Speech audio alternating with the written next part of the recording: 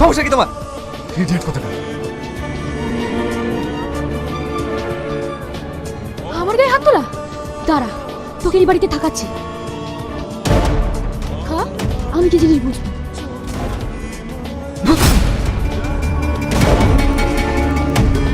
আমাকে চল মারা, দেখ কেমন লাগে।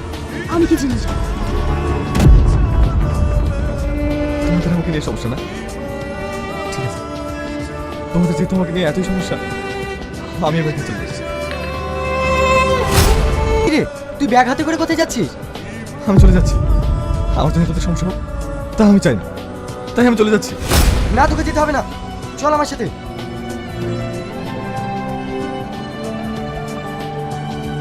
নিশ্চয় তোরা কিছু করেছিস, নাহলে এভাবে হঠাৎ করে চলে যেতে যাবে কেন?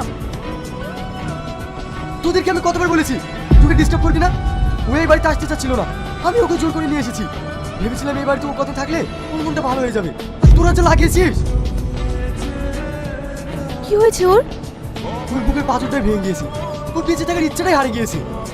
কিন্তু কেন? সে অনেক কথা। আগুন, ওই দে তোর পাখি।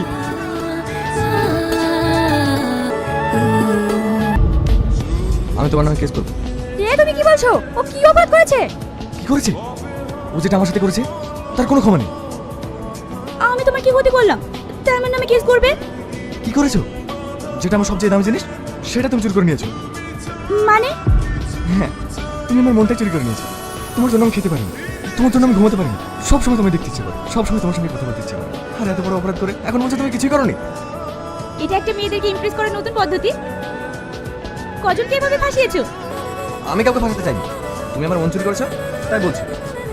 তুমি যতই চেষ্টা করো না কেন, তুমি আমাকে ইমপ্রেস করতে পারবে না। তাই নাকি? যদি পারি। পারবে না। আচ্ছা ঠিক আছে, তুমি আমাকে 7 দিন সময় দাও। এই 7 দিনের ভিতরে যদি তুমি আমার ভালোবাসা জানালে না ফেসেছো, তখন তুমি যা বলবে আমি তাই করবো। বাবা, নিজের প্রতি এত কনফিডেন্স। হ্যাঁ। ঠিক আছে, আমি তোমাকে 7 দিন সময় দিলাম। এই 7 দিনের মধ্যে তুমি যদি আমাকে ইমপ্রেস করতে না পারো, তখন আমি যা বলবো তাই শুনবে তো? 100% বিশ্বাস রাখতে পারো, কিন্তু এই 7 দিন আমি যেটা বলবো সেটাই শুনতে হবে। মানে? নেগেটিভ কিছু না, শুধু আমাকে আমার মতো ভালোবাসতে দিতে হবে। ঠিক আছে, তাই হবে।